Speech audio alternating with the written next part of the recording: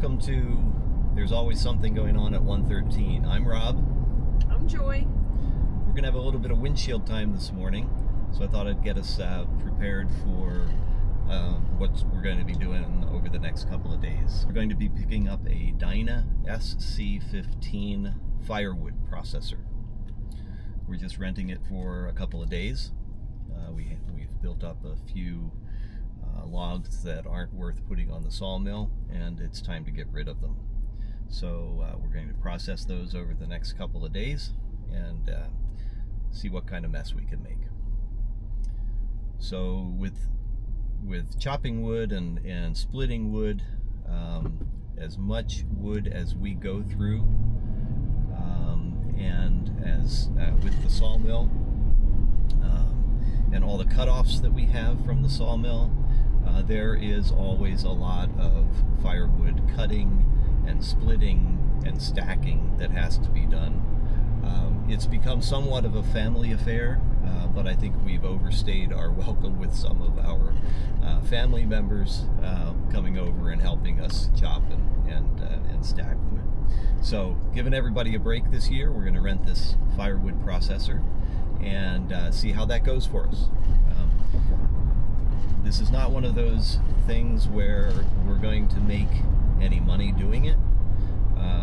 These are not cheap rentals. And if anything, if we were to sell the firewood that we're processing over the next couple of days, we might be able to break even. But we'd have to work pretty hard at it. And then we wouldn't have any firewood for ourselves. So we go through anywhere from 3 to 5 cords of wood ourselves, burning it in our house. We do not heat solely with firewood, but we probably burn burning wood in our stove probably cuts our heating bill in half at least. And with oil prices the way they are, and we are in the Northeast where our house is heated by oil, we do have to concern ourselves with the cost of oil. So that's what we're going to be doing this weekend. We're going to pick this thing up, drag it all the way back home, get it set up, and hopefully tomorrow we'll take care of a couple of stacks of logs. Well, after about a 2.5 hour tutorial, we're on our way back home with the splitter, with the processor.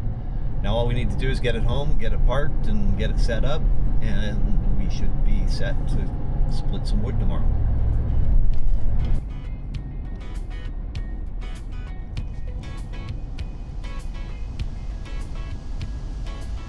If I haven't said so before, please like, subscribe, and comment below. There's a little button in the lower right-hand corner of the screen. Press that. It'll take you to our channel. You can subscribe. There's absolutely no cost to doing that. You're just showing support. And if you ever want to find us again, you can do that very, very easily. Liking the video also is helpful to us if you do like it. And leave any comments that you want to leave. We really appreciate that. Thank you.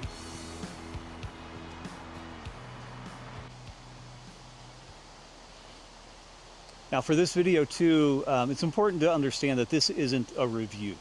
My intent here is to determine what kind of value a machine like this might have to Joy and I at this time, and to get familiar with the general operation of a firewood processor. I want to be clear that I have zero basis of knowledge on these machines, and I'm in no way qualified to evaluate or review their performance. This is a learning experience for us, and somewhat of a reality check for me as well. With the log deck down and in place and working, then I can put out the conveyor. The conveyor is pretty straightforward. We basically just let the cables down and then push it out into place if it's on uneven ground. That I should not have been kicking that hydraulic device there. Second time you can see I kicked the wheel to push it out. Once that's out, then you lock it in place, and you'll see that the cables pull it back up. There's also a speed control, which we were not informed of on the conveyor. Once we started, we found that the logs got onto, or the firewood got onto the conveyor and basically stopped the conveyor from moving There is an adjustment. It's a hydraulic adjustment. It's a little knob that wasn't pointed out to us, but that's okay. We figured it out fairly quickly. Joy was very helpful with that. We were up and running. Pulled this thing back up, and it's ready to go.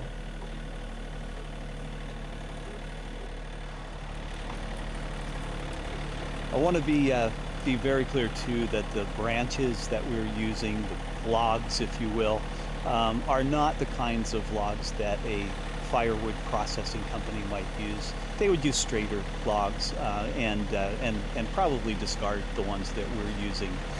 This makes it a lot more difficult for us to do what we're doing here, and really cuts down on the efficiency of a machine like this. So we do recognize that, and we're taking that into consideration as well.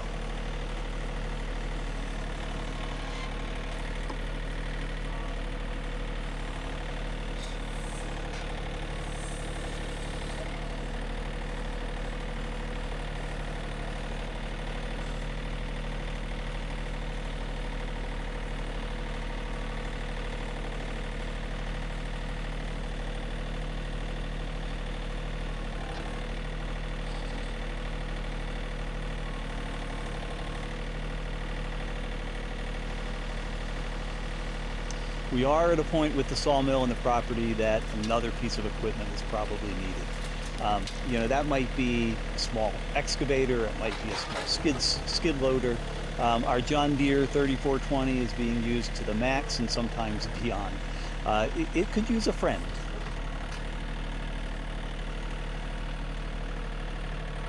You can see a little bit of the rhythm just in the faster motion. Yeah, two hands, 4 joysticks. The 2 that I have my hands on now are the main operations, but the other 2 are important as well. You can see our pile growing steadily. The second day we split probably twice as much wood as we did the first day. First day we split for about 4 hours, and then the second day probably for about maybe 4 total, but much more productive the second day.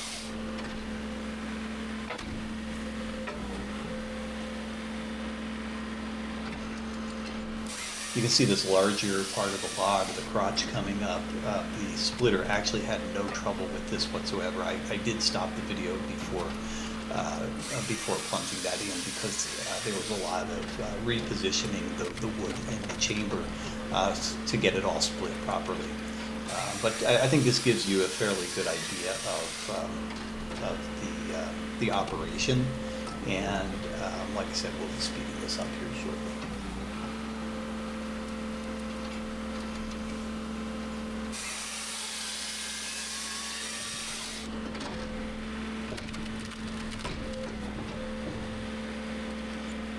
I wanted to show some clips here at regular speed. We'll speed things up here in a little bit, but getting into a rhythm is really what makes this machine efficient. Once you get that rhythm down with all 4 joysticks, bringing the log onto the conveyor, bringing it forward, dropping the saw, raising and lowering the splitter head, and also then plunging the firewood into it. You have to be very coordinated with it to be efficient, and that took some time. The first day, the second day, I got into a little bit more of a rhythm. Felt better about what we were doing. The only time that rhythm was broken is if the log didn't drop down into the chamber properly, or if I had to go and help the log onto the conveyor itself.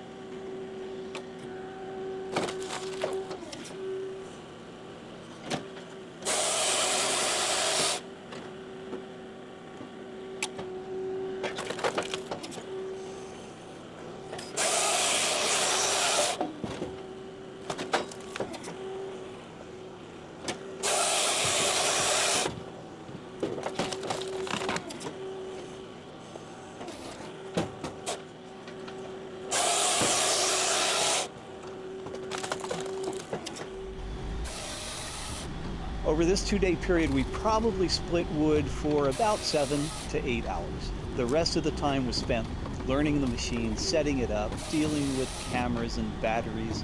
We're noobs, and if we were to do this again, we'd easily double our output over 2 days. That being said, we managed to split about 6 to 7 cords if my junior high school math still works. This compares to what we were told when we picked it up. Janos told us he has one customer that can split 20 cords in a day. Keeping in mind again that the logs, quote unquote, that we split were not the straightest. We fought to load them, and we fought to keep them moving on the conveyor. You know, most actual firewood companies, again, would reject the logs that we used. They would only use straight and uniform logs. We also loaded the log deck with the forks on our tractor. I would not recommend that. A grapple on a skid loader would be much faster and much easier on the processor. And of course, again, we're noobs. We're slow. 6 to 7 cords, though, is good, I think, for our first attempt.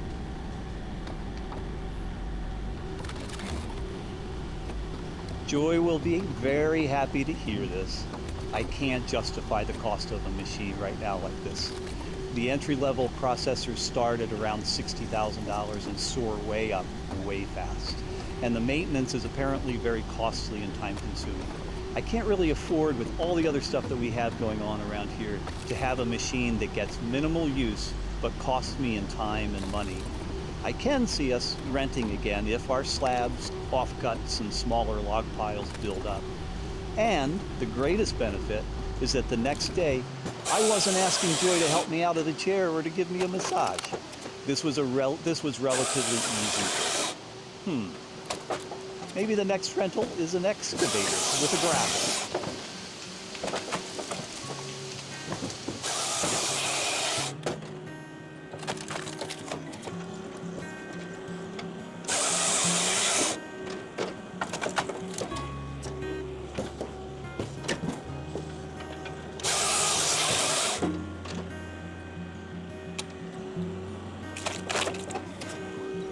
Thank you all for watching. Please subscribe below and leave any comments you'd like. We'd love to hear from you, and we'll see you next time. Oh, got big ones over there?